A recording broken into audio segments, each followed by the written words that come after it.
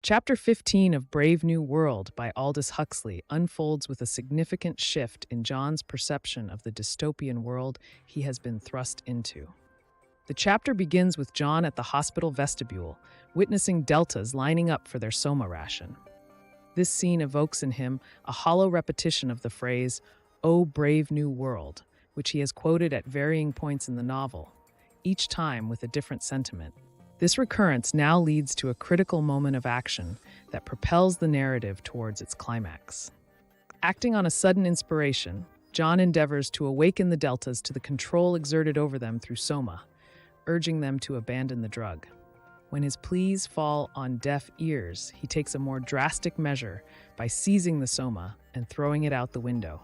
This act incites a riot among the deltas, an immediate and chaotic response to the threat against their conditioned source of happiness. The disturbance escalates, drawing Bernard and Helmholtz to the scene, who find themselves swept up in the tumult.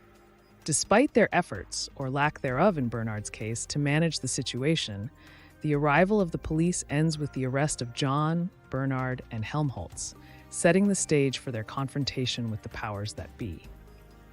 The chapter serves as a critical examination of John's struggle against the dystopian world state, highlighting the clash of values between his deeply ingrained individualism, shaped by the works of Shakespeare and his life in Malpace, against the collective conformity of the world state.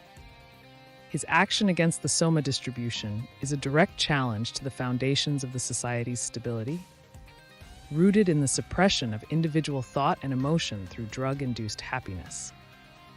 Huxley uses this moment to explore the dangers posed by unchecked authority and the suppression of dissent through the character of John, who, despite his intentions, is depicted not merely as a hero, but as a complex individual whose impulses toward violence reveal the deep-seated conflicts instilled by his past and his confrontation with the new world. Furthermore, the chapter delves into the characters of Bernard and Helmholtz, contrasting their reactions to the riot.